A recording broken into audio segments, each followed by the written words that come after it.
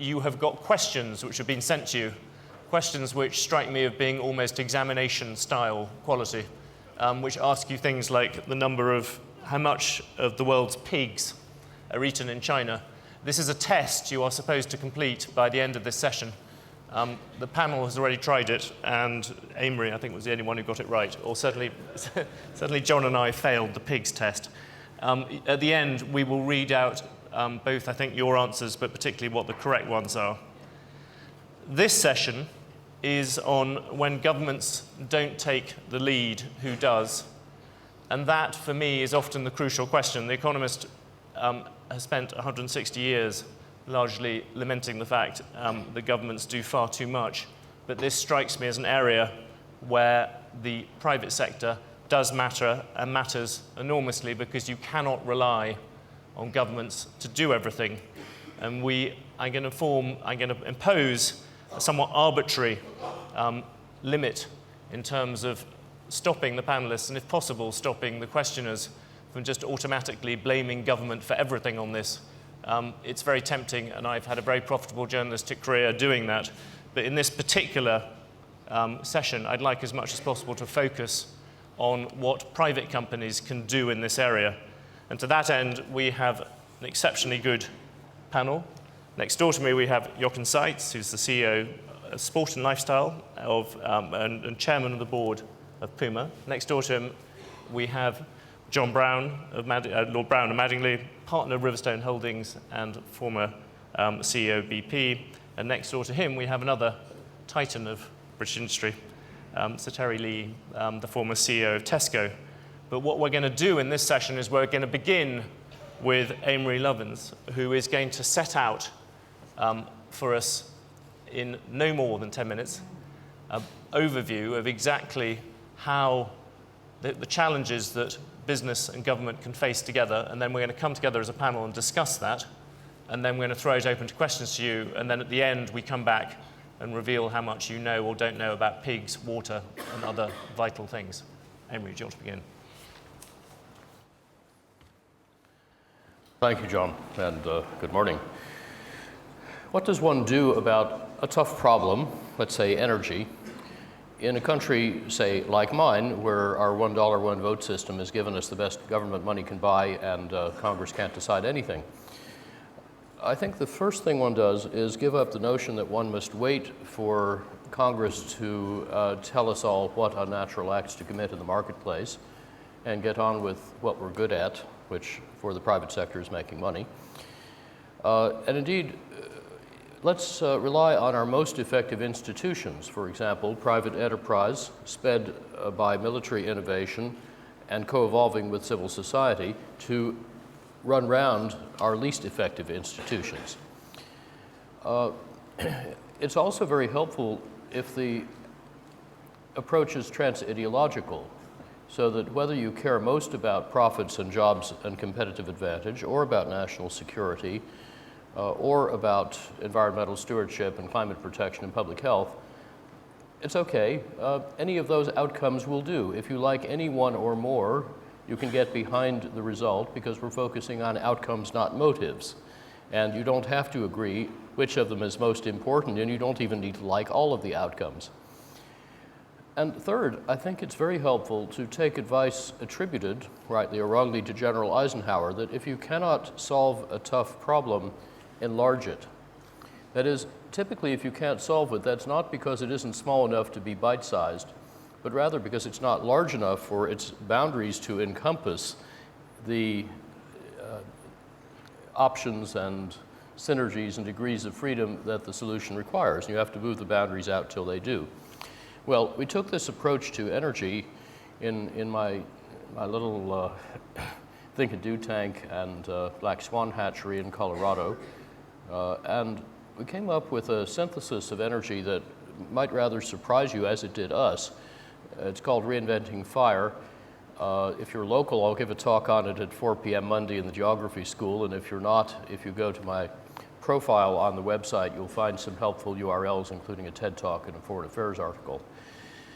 And there's a detailed book on the subject, Reinventing Fire. Now, here's what we found, that The United States could run a 2.6-fold bigger economy in 2050 with no oil, no coal, no nuclear energy for that matter, a third less natural gas.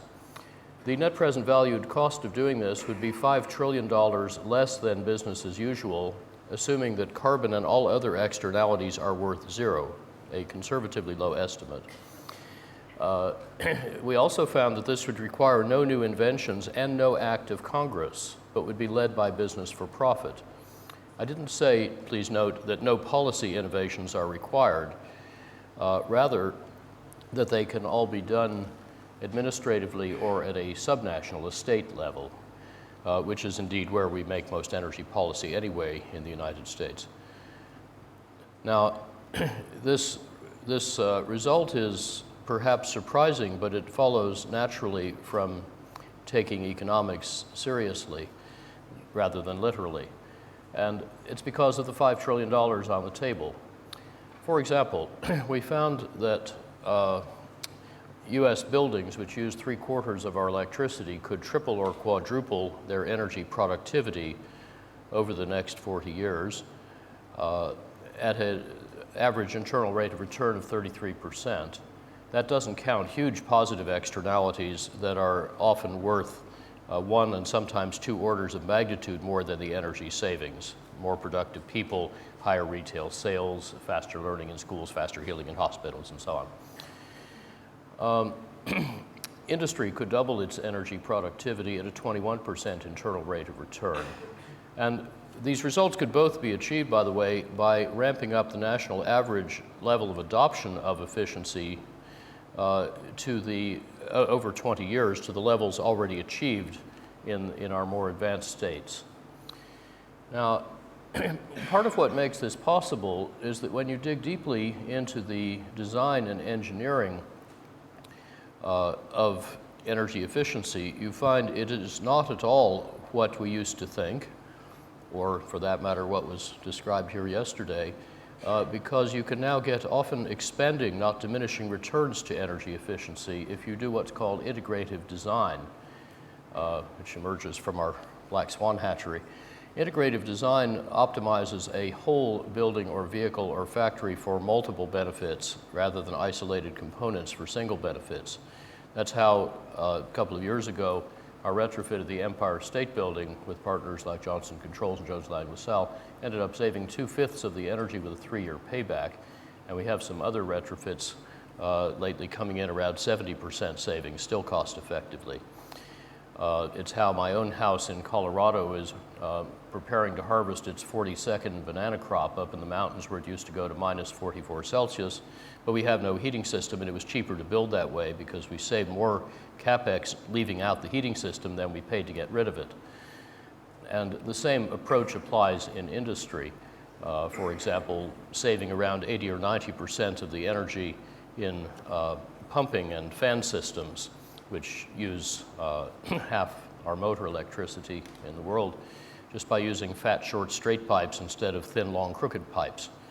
Not rocket science, good Victorian engineering rediscovered. And the same approach applies in other sectors. For example, in designing vehicles. 2/3 of the energy it takes to move an auto is caused by its weight, and every unit of energy you save at the wheels by taking out weight or drag saves 7 units of fuel at the tank. So now we can make autos out of stuff like this. I brought along a little carbon cap, which is actually a test piece made 7 years ago in 1 minute out of carbon fiber composites. And you can tell from the sound how stiff and strong it is. We can pass it round. Very good catch, David. And don't worry about dropping it. It's tougher than titanium. But if we made our autos out of that stuff, we'd save a lot of lives because it absorbs 6 to 12 times the crash energy of steel per kilo. We would save 4/5 of the capital needed for automaking. We would save oil equivalent in the US to 1.5 Saudi Arabia's or half an OPEC at an average cost of $18 a barrel. Actually, the ultralighting is free, but the 18 pays for the electrification that it makes affordable. That gets rid of the rest of the oil. So the average cost of getting off oil turns out to be in mobility about $25 a barrel, which is about $4 trillion cheaper present value than buying it for over $100 a barrel. And if you get into a competitive strategy in automaking, as 3 to 7 automakers have done or are doing, that combines 3 very steep and synergistic learning curves in the ultralight materials, their structural manufacturing techniques, and the electric powertrain, it's very hard for anyone to catch up with you. That's why it is starting to be quite rapidly adopted, and it's why the first 3 automakers doing volume production of electrified carbon fiber cars will do that next year in Germany, Volkswagen, BMW, and Audi. And much the same applies in heavy lorries, in aircraft, and so on. Now, the same story also applies in the electricity sector. There it's a little different. It's a risk management play. We need to replace our dirty, obsolete, quite old, insecure and inefficient electricity system anyhow by 2050. And whether we replace it with more of what we've got, or with new nuclear build and so-called clean coal, or with centralized or distributed renewables, it's going to cost the same. It's about $6 trillion net present value regardless, but they differ profoundly in their risks around security, finance, technology, fuel, health, water, and several other things. So it turns out that the future that best manages all these risks, and the only one that prevents economy-shattering, cascading blackouts caused by accident or malice, is the distributed renewable future with the sort of resilient grid architecture that the Pentagon is switching to because they need their stuff to work, and of course so do the rest of us. So what I'm suggesting here is to combine all 4 sectors, transport, buildings, industry, and electricity, because it's easier to solve them together than separately. You have to enlarge the problem. And we need 4 kinds of innovation combined, not just the usual 2, technology and public policy, but also 2 more powerful ones normally omitted, design and strategy. And the combinations are much more than the sum of the parts, especially in creating the deeply disruptive business opportunities that allow business to do what government either can't or won't. Thank you.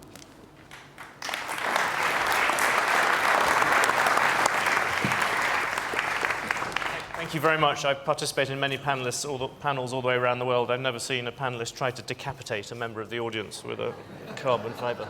It's a whole new first for resource. I was going to begin with Terry. You've sat there, you've tried to make these things work. Going what Amory said, one of the things he said is that no policy innovations are required. No, I didn't say that. I said no acts of Congress are required. No acts of Congress. Well, no acts of Parliament required in Britain.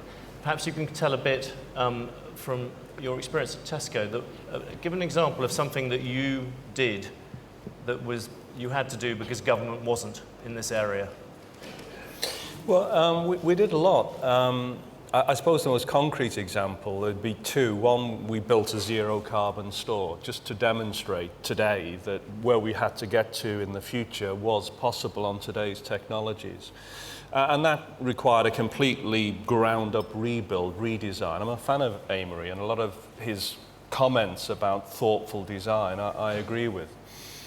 New lighting, new refrigeration, actually going back to old-fashioned natural ventilation, things like that, new materials, wood rather than concrete. Interesting thing was, we did succeed. It is zero carbon, but actually as a consumer product, it's hardly altered. In fact, consumers prefer it, so the sacrifice was minimal. What about the cost? The cost was, in capital cost, 20 or 30% more, but a very good payback because the running costs, the energy costs, were a lot less. Perhaps more profoundly, the second thing that we've done is to lead an initiative to be able to measure carbon emissions in the whole supply chain, from farming right the way through to consumption. And that's important because the modern supply chain, which has produced a miracle of living standards improvements in the West, is massively inefficient in terms of resource utilization, simply because it was designed when oil, for example, well, most people thought natural resources were endlessly available. Most of the designs were when oil was $20 a barrel. And interestingly, the mindset that oil was $20 a barrel continued in the design. You get some very old-fashioned designs. So that has to be completely rebuilt. probably has to become a reverse supply chain, because supply chains are one way. They take resource and then dispose of them. And in order to do that, the starting point is you have to measure carbon emissions and all the hotspots. And it can be done. And a lot of progress is being made on that. And interestingly, a lot of the miracles of manufacturing used the technique of lean thinking, lean production. Those techniques apply very well to the redesign of a sustainable supply chain. That lean thinking, the conservation of resources, working on bottlenecks in carbon emissions, it works well. So the know-how, the management know-how already exists, but it has to be applied in the right direction. John, I was going to come to Jochen in a second. Well, just before you speak to John, one of the great, of course, motivations today for businesses has been $100 oil. You save money straight away on your energy bills. If you make these changes, the payback's much better. The problem is big variations in the oil price, and I'm interested to ask John about shale oil and shale gas, whether this is actually going to be a problem in that it promises cheap energy for a period of time. Almost my questions. You go. Yeah. I think shale oil and shale gas, that is oil and gas which are recovered from the rocks that actually generated them. A very simple idea, now clearly applied in the United States, has done something quite extraordinary. It is the latest age, if you will, of primary energy. There have been plenty of ages in the past: coal, oil, nuclear, solar. They're all still with us. They're all still with us. This is a brand new age, and it's done something quite extraordinary. In the United States, where all this started, and where it is now developed heavily, I think it's reasonable to forecast that the US will be now primary energy independent. That is to say... Do you see this very much as, do you see this as a private sector thing? Or, I mean, I Totally. know there was some federal money which went into shale, the fracking technology at the beginning. Actually, of all the energy ages, with the exception of nuclear, they've all been brought to us through private sector activity. And so this will bring, the US will be completely independent of imported oil, probably by 2030. And you can think of natural gas in the United States as being effectively infinite. There's as much as you want. And so it's depressed the price of natural gas. Natural gas is a local market, and I would expect that it will remain very depressed for a very long time. Oil prices are set globally. We're still in the hands of the largest producers who form up into a cartel at OPEC. And OPEC's decisions on how much oil they will produce as the swing producer in the world will direct the price of oil. And oil prices are not set by the cost of production, but by the needs of those who are producing the oil. And so I'd expect them to stay higher than they might otherwise be. Can I bring Amory in very quickly? Do you believe in shale gas as an answer to problems? If you go to America, if you went to an American conference at the moment and you put this particular question to an audience, you would find a vast number of business people who would say that shale is the ultimate example of the private sector taking over where governments didn't do things. Well, it is for good or ill, and it's important for the responsible producers to set gold standards for the conduct of the operation that will inconvenience their competitors more than themselves. Otherwise, the industry gets a bad name. I'm sure John and I would agree about that. But I think it's important to recognize there are about 8 major uncertainties in fracking, and if they all come up trumps, we will have a lot more and cheaper gas than we used to think, and that will be very useful and gives optionality. If not, we shan't be too disappointed because we weren't going to need that much gas anyhow. But I think it's a basic fallacy to suppose that this gas will be very cheap. And the reason is not only the one John mentioned, but also that financial economics tells us when we're comparing with an option like efficiency or renewables that has no fuel, the only fair way to do it is to have risk equalized, just as you would if you were comparing gilts with junk bonds. You wouldn't look only at the yield and not also at the risk. Well, gas prices are very volatile, And indeed, there's reason to believe that if you had abundant cheap wellhead gas, the retail volatility may go up, not down, because of trade, petrochemical production sloshing around, downstream supply-demand imbalances through bottlenecks. And when you add the volatility value, which you discover from the straddle in the options market, to the bare commodity price that people normally talk about, it roughly doubles the price. That makes it consistent with the futures market, which says that 10-year out gas is probably $6 or $7, not $2 or $3. And of course, markets also equilibrate. If you want $6 or $8 gas, just assume $3 or $4 gas and use it accordingly. You'll come up rapidly, and then I'll come to your. I mean, I just think that with a very large resource base, obviously the price is set by the last molecule you produce.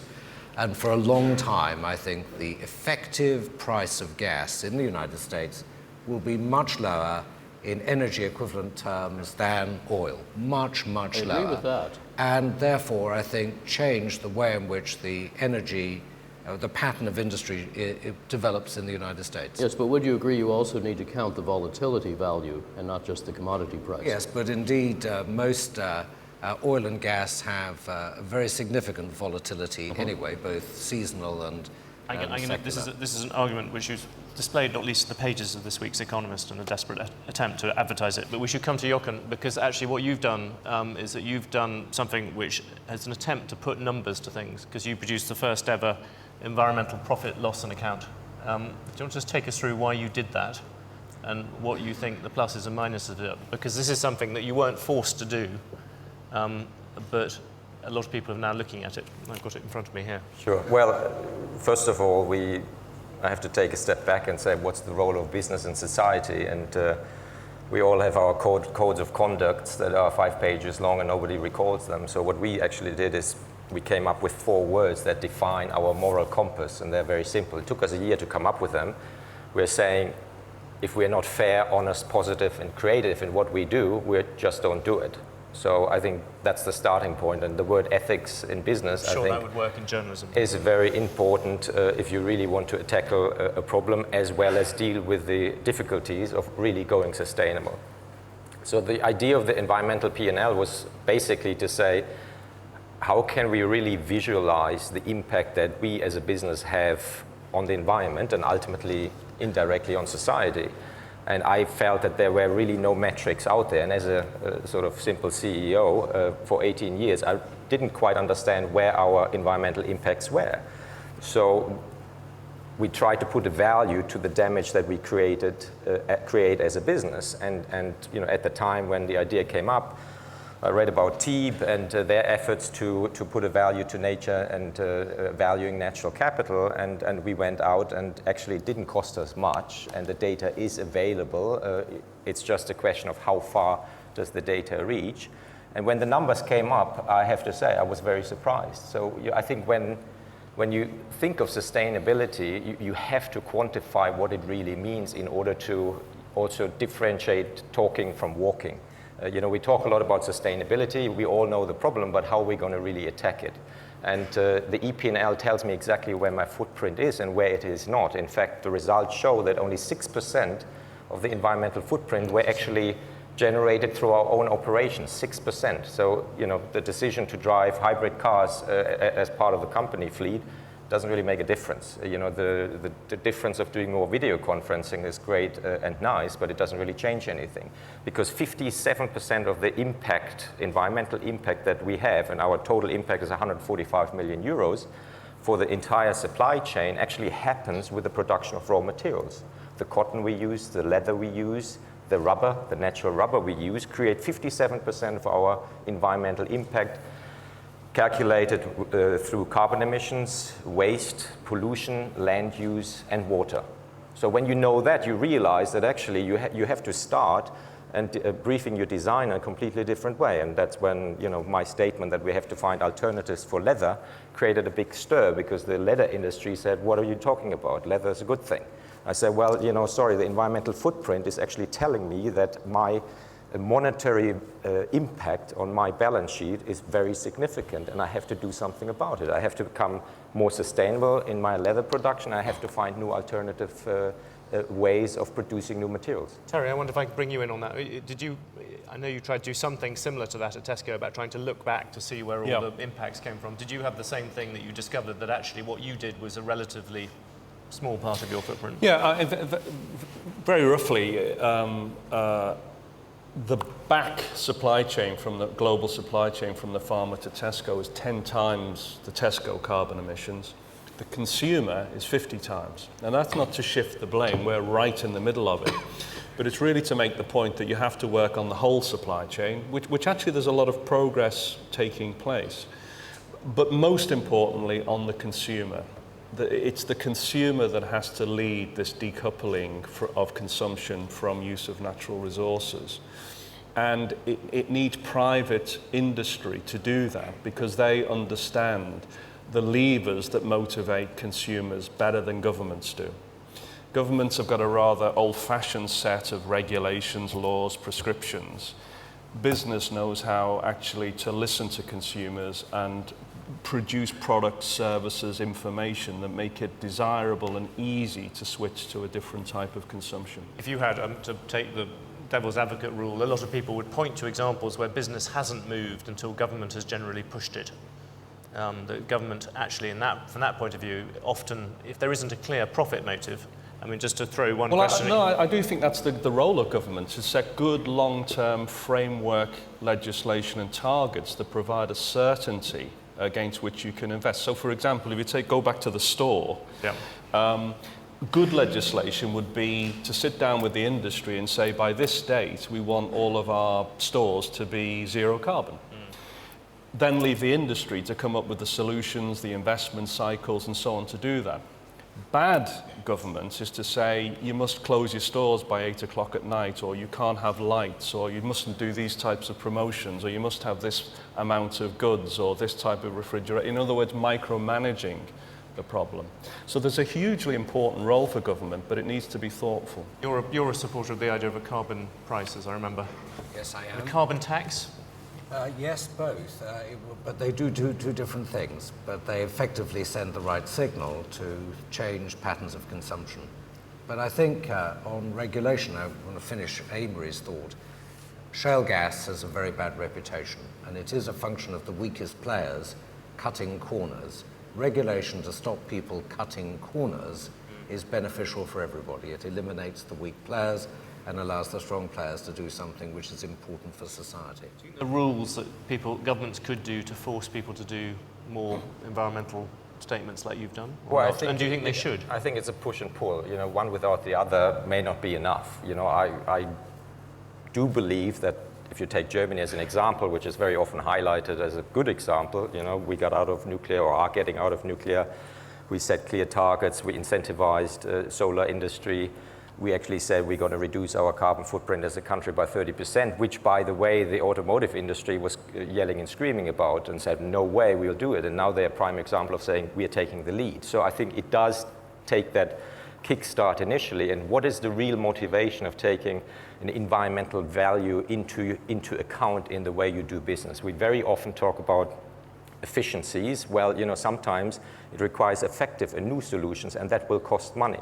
You know, very often we talk to investors and say, yeah, it's going to save us money, we'll save energy, we save water, therefore it's good for business, it's not going to impact our bottom line. I think that's a myth. You know, at the end of the day, if you really want to be sustainable in a traditional business, you have to change, you have to make investments just like any business, and investments pay out over time and not in the short run. So I think we have to call a spade, and we have to say that, you know, it does cost money to go sustainable. If I decided today to use sustainable cotton, sustainable rubber, make leather more sustainable, it's not going to come for free. So I think that's the reality, and we have to deal with the reality. And for that, we need a clear framework that ultimately says we have to visualize our environmental footprint. We have to become transparent as businesses. If we really all know what we're talking about when we talk about sustainability, rather than just putting a word on the wall, you know, then we have to also put a value to our impacts. And that's when we can start managing it, and that's when you internalize it into a system that needs to change, as Terry said. If we continue to think that resources are plentiful, if we think that biodiversity can degrade unlimited, well, great, but that's not the case. So if we are responsible, we have to incorporate environmental values and manage them. Amory, you want to come in? I'm just going to say to the audience, if you want to bring in, if you want to start asking questions, I'm going to start throwing some of them through, which you've come through on my iPad, which I've somehow managed to work. But Amory, do you want to respond? And then we'll come to questions. We tend to think that government's policy instruments are limited to things like mandates, taxes, and subsidies. But those are usually not the most powerful interventions. I think we need to focus much more on a barrier-busting mentality. Where are the market failures? How can we turn each of them into a business opportunity? Or as Ray Anderson used to say, stumbling blocks into stepping stones.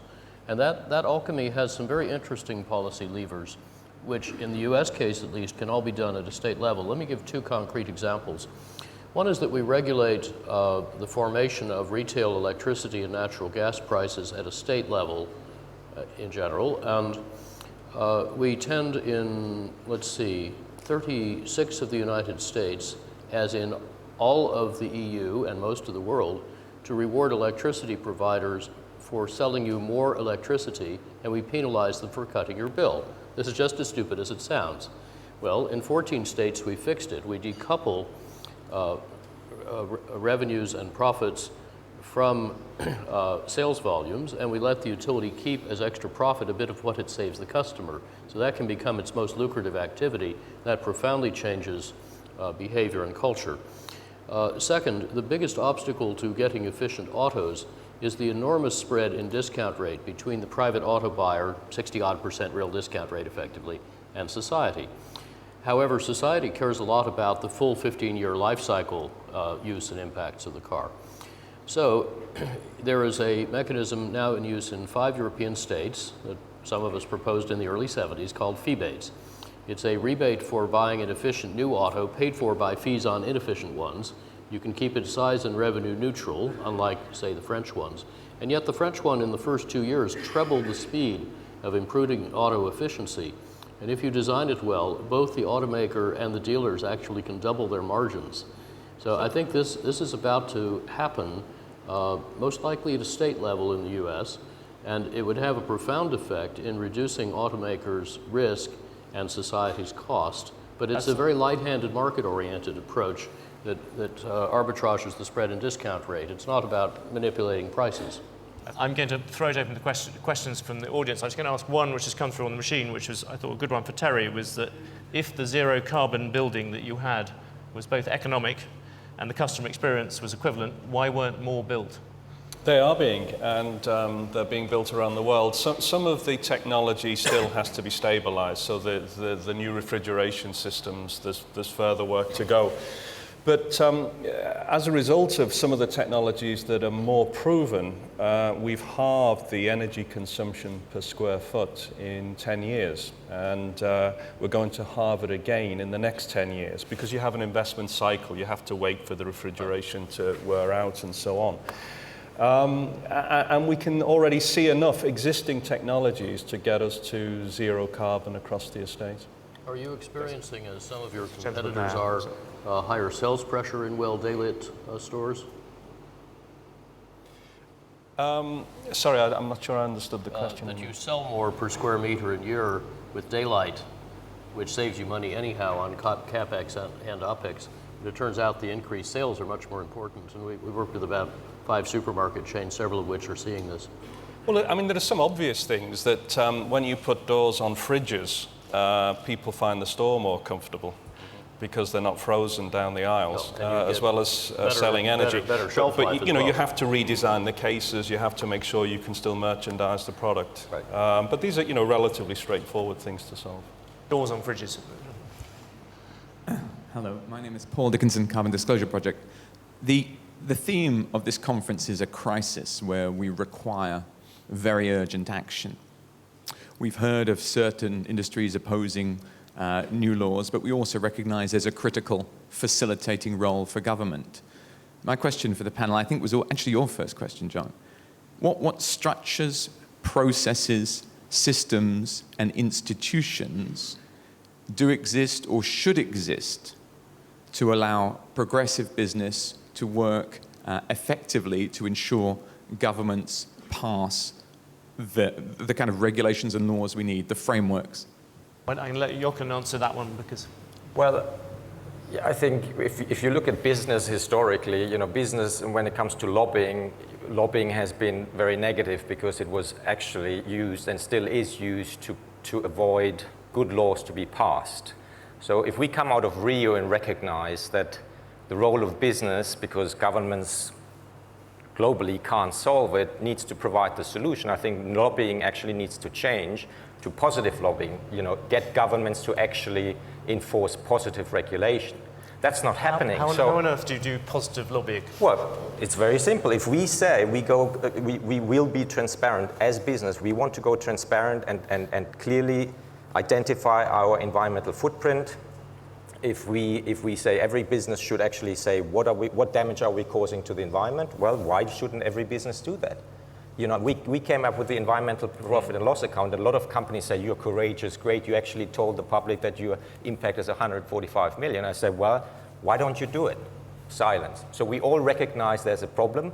Why doesn't business actually fix it? And just to say because capital wants you to make money, I think that's a lame excuse. If you have your ethics in the right place, you have to start doing something about it. So that's positive lobbying. If you now go to governments and say, you know what, we actually want to come clean, we want to be transparent, we want laws to be passed that tell you that integrated reporting and showcasing your footprint in order to change the system that internalize externalities actually starts to hold and come true. That's when we have positive lobbying. But the reality is none of that is happening. So if we know that the power and the money actually goes to not pass laws, that's a problem. And I always use the example, you know, I don't know if you know the TV show Mad Men, which plays in the 70s, everyone is smoking. Well, you know, at some point people realize it's not really that healthy, is it? Do we think that the tobacco companies would have actually said it's not healthy? Probably not. And there are a lot of businesses out there that are scared to talk about the environmental footprint because they say, well, if we actually come clean, that's a problem. And for that, we need regulation. And I think it really requires business leaders to take a pass and say, it's about time we come clean. But some people are frightened of business taking the lead or business seeming to set rules. And actually, there's a question from John from the audience through on the machine, which says, when business takes initiatives, as BP did, to set its own CO2 reduction target, isn't it taking the role that should be governments? Nobody elected BP, or indeed you. Why should you set the standards? Well, no one else did. And so there was no one else to go to set a standard. At the time, I think the actions of BP at the time, and this was 12, 15 years ago now, catalyzed change within the thinking population. What should be done? What are the standards which should be set, which have to be enforced across a whole bunch of different players, each one of whom would not necessarily volunteer to do what was the right thing. And that, I think, is the issue, because these are not in one jurisdiction, they're right across the world. So we have, I think, issues like that. If I may add one point. The very vexed question, I think, which needs to be solved for resource industries is disclosure of what is paid to governments. I believe this is an absolutely critical thing to be done, and one which can only be done in the end by enforced regulation. Not everyone will agree, the governments won't agree, the players won't agree. So minimum regulation in that sort of area is really needed, because if there's one small step to stop revenues, rents being used in the wrong way, it could be transparency. It's not the only thing. And it ought to be bidirectional so that we know what subsidies everybody's getting. Of course, but step by step. I would just start with very simple data. I think we'd all be in favour of transparency. Was a question from here I saw. There's one there. I'm Glenn Diger from CH2M Hill, and I'm a convert. I believe that we definitely have better solutions, and the question that I have is, first of all, why aren't they being implemented more broadly? But understanding that, what do we need to do? What do we need to do to get these solutions implemented more broadly? How do we carry this into action more quickly, and what should we be doing to accomplish that? you be a little bit more specific in terms of a particular industry, or because solutions could cover everything? So let's take Avery in terms of some of the solutions that he was talking about. What needs to happen for the solutions that you're talking about to be implemented, and what can we do to cause that to happen? Can you particularly focus on the private sector? Much of our Reinventing Fire work was exactly about who needs to do what in each of the sectors and between them. And some of them are overarching. For example, the Federal Energy Regulatory Commission in the U.S. is doing very well, step by step, in allowing free and open access to the grid with transparent pricing. And that sort of thing has to be done at the level at which the grid is run, which in our case is both regional and national. But many of the rules that we need are much more specific. There is a role for some mandates like building codes and appliance standards to correct market failures because, for example, most appliances are not bought by the person who's going to pay the bill afterwards. But actually, the sorts of fundamental changes in incentive structure, like decoupling and shared savings for the way we form the electricity prices, so utilities are rewarded for cutting your bill, not selling you more energy, that sort of thing, whatever level it's done at, is absolutely fundamental. And in this country, we got it wrong. An amendment was rejected in the Lords that would have fixed it. Steve Littlechild stood on his head for 10 years trying to make the system work, and we've got utterly perverse incentives. So we'll never get good efficiency in this country until we fix that, because the main actors, the utilities, whatever mandates they have for efficiency, they're cutting their throats financially if they do it. Very interesting. I want to bring in the two sets of issues which people have raised in the questions being sent in to me are citizens, i.e. what do customers do, and also particularly competitors. And I thought I might start with Terry, is how much, when you jumped towards your carbon store, did Sainsbury's do the same thing? Were you allowed to link up? What was the reaction there? And also, what was the reaction from consumers? What can consumers do either to bully or to push you to do these things? Well, consumers need to be at the heart of this whole thing. Going back to the earlier question from the floor, why aren't these things adopted more broadly? They'll be adopted more broadly when there's a massive pull from consumers and citizens for this new form of consumption, decoupled from reliance on natural resources. And I think government need to appreciate better the role of consumers and citizens in there. They need better information. They need to be able to choose businesses products. They need to be able to afford them. You're just being very polite and not saying the brutal truth is that consumers aren't that green, basically. Consumers are becoming more green. They're not green enough at the moment. And of course, after a long recession, they're less green perhaps than they were. But I believe they absolutely can be. The modern society we have now, which has been hugely successful at meeting people's material needs, was based around responding to consumer desires. That's how you've got to rebuild the new economy. Pushing from government regulation can do a lot, but it won't do the whole thing. As far as competitors are concerned, absolutely. When businesses take the lead, competitors respond. And actually it's important, and we've done this, we share all the information that we have about new technologies and so on within the industry, so that we're not trying to compete through environmental design. We're actually sharing it, encouraging it, making it easier to respond. Jochen, do you want to come in on the customers and competitors? Well, I think there are some things that individual businesses can solve, and waiting for the consumer to have the desire is probably not what you want to do as a business. I'm always saying, who invented consumerism in the first place? Is it the consumer or is it the business? So if you want to move consumerism and the consumer to a more green economy, you as a business have to create that desire. I didn't know 10 years ago that I wanted an iPad. Okay, so somebody brought me the product. And I think it's the same when we talk about sustainability. We have to make sustainability sexy for the consumer, and we have to also educate the consumer that the price the consumer is paying today is not the true price, not the true value of the actual goods, because we are disregarding the environmental footprint and partially also the social footprint that we create. But importantly, I think as businesses, if we want to take the lead, we also have to start collaborating. And you know, in our industry, we have the apparel coalition, the apparel and footwear coalition, that is now saying there are some things that individual businesses cannot fix because it would be a competitive disadvantage.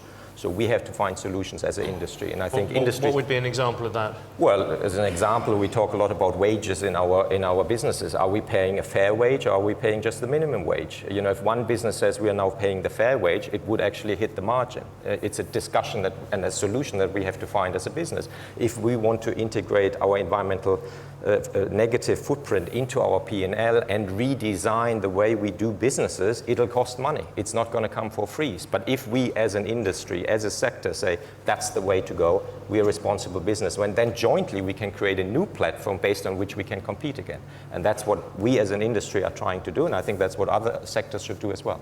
I'll come to the audience. I'm just going to ask a quick question of John. Can I just add one point on that? I think that discussion's great, except for the fact that in many industries, players are not all private. They're state players, and they have totally different motivations. And that, I think, messes things up considerably. In the oil and gas industry, the majority of players are, of course, not private industry. Agree. The question I was going to come to you on was NGOs. Possibly giving you an easy one, but how helpful are they in this process? They're actually very helpful because they are witnesses and they observe things in a different way, and they're unconstrained.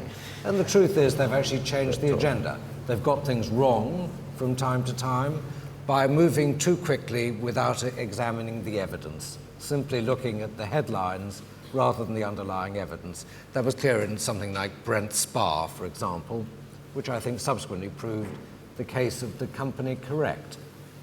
But there have been plenty of other things where they've, I think, pushed industry to think more clearly about wider impacts of what they're doing, rather than the narrow interests of the company.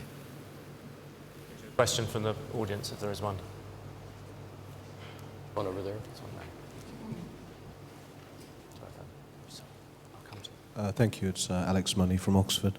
It's just really going back to this question about the consumer. I mean, given how much of the footprint is embedded, of energy and water use is embedded in the consumer, a lot of what has been said about how you change incentives for the consumer is about education and so on. I just wondered if, I mean, is there anything more substantive than that the panel could point to? I mean, could the recession be actually helpful in terms of changing consumer approaches? Is this whole amount of data being gathered through social media, I mean, are these ways that business can do more to change the consumer end of the footprint? Thank you. Amory, do you want to go quickly, and then we'll go to a question here? I think quite a lot of what enables consumers to capture the opportunities we've been discussing is financial innovation. A lot of the building retrofit potential is starting to be unlocked now by things like efficiency service agreements, PACE bonds, on-bill financing, some of which are only months or a year or two old. Why is it that renewable energy worldwide, renewable electricity, not counting big hydro, got $225 billion of investment last year, added 84 gigawatts, reached 50% more than nuclear's total installed capacity? It's because financial players started to notice that they've got lower costs and lower risks. They include things like a free gas price hedge. There's less risk in buying small, fast, granular things than big, slow, lumpy things. And we've got a huge amount of financial innovation going on in that sector at all scales to enable people, even individuals or local cooperatives, to buy into these projects. And we've got much more efficient capital flows. So the risk and cost advantage of the renewables is starting to assert itself in very large-scale investments, and they provided half the world's new capacity if you include big hydro. But that's the very much the minority of the investment in each of the past 4 years. I think the more the financial community pays attention to risk profiles, innovative products, and basic financial economics, the more opportunities consumers have to make sure that what they want to do for their kids and their communities is also going to be the best buy. Photovoltaics, for example, don't have an economic problem. They have a financial problem. You're trying to buy 30 years worth of electricity up front. But in at least 20 of the United States, we now have financial products that enable the installers to come put the stuff on your roof and beat your utility bill with no money down. That's an irresistible value proposition. And then you get constant price and potentially renewable, resilient electricity. Ours works with or without the grid, for example. Good example. There's a question there. Micklethwait from the Smith School. A question really to give Amory a break, I think. A question very much for PPR. The environmental profit and loss account was very, very innovative, very exciting, has made my life teaching in business schools a lot easier. I was just wondering now what the current situation is with the social profit and loss account. The social profit and loss account, and we'll go to one more question there. Well, dealing with the environment was a big undertaking, but nature has no voice, so it's actually relatively simpler to put an environmental impact into monetary terms. Nobody argues with you. Joking aside, the social profit and loss is something that we have started to work on. It's more complicated because more players have an opinion about it. We will decide in the next couple of months whether we will engage into coming out with a true social profit and loss in order to really do what Rio is now doing to develop sustainable business goals that include the economic, social, and environmental goals that we have as a business. So very quickly, what would you put to into a social profit and loss? Well, it's the question of, for example, what wages do you pay? In our industry, in the sporting goods industry, it's the question of, are we paying a fair wage, a living wage? Are we paying a minimum wage? If we don't, there's a delta that you put as a negative into your social P&L. How do you monetize human rights? Question mark. Freedom of speech, how do you monetize that? Question mark. So it's very complex because a lot of soft factors come into play. But we think it probably can be done so that at least we have something to put out there to argue and say, okay, what could be the new business model, the new system that actually goes back to the true role of doing business and not just generating money, but looking at it from a social and environmental point of view at the same time. So it can't go on as at the expense of society, at the expense of the environment, but it has to be an inclusive model. I'm going to come back at the end and ask each of the panelists to give me a piece of sort of government regulation which they think would make the most amount of difference to what we're talking about, which would give, in a single piece, perhaps answered very quickly. The thing I have to do now is to take you through your interactive audience questions and to tell you the answers, which, as I said, virtually all of which I got wrong. The first one was, how much food do you think you waste? And the answer, I think you had a choice of 10, 20, 30 or 40%. And the exact amount is 30% of all food produced and 50% of food and vegetables grown in Europe and the US. The second question, which is the pig one, which obsessed us. Of all the pigs in the world, roughly how much is consumed by China?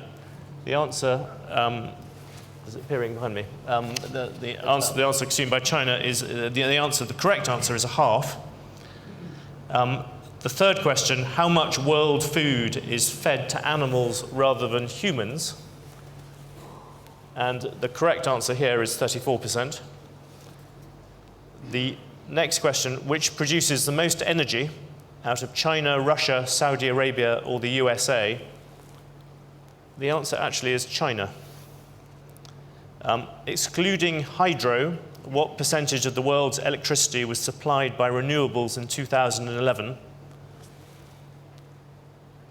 The answer, sadly, was 4%.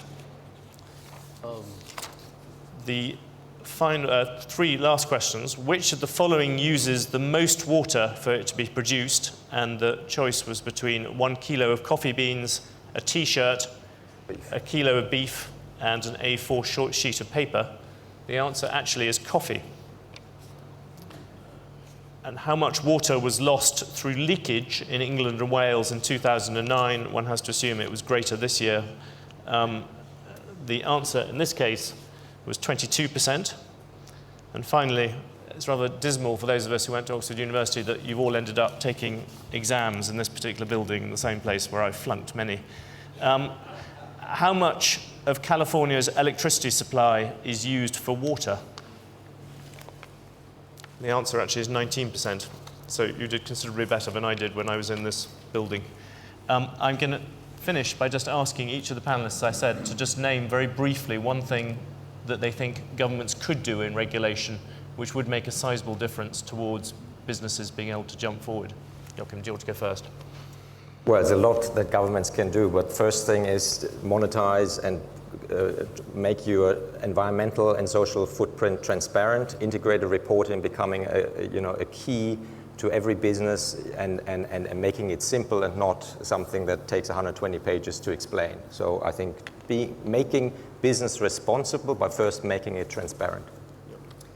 Integrated planning and control in line with the reporting, but one place to go. Sorry. Measuring externalities, pricing externalities on a narrower front, aligning incentives, tax and regulation to encourage sustainable consumption. Amory. Desubsidize so that in energy, for example, all ways to save or produce it can and must compete fairly at honest prices, regardless of their type, technology, size, location, or ownership. Now, who wouldn't be in favor of that? Why don't we find out? It would be rather fun to smoke out the corporate socialists masquerading as free marketeers. My experience, that amount is a limitless amount of people. Nevertheless, we have, I think we should all give the panel a big thank you to Terry Leahy, to Amory Lovins, to Lord Browne and Madingley, and to Jochen. Thank you all very, very much.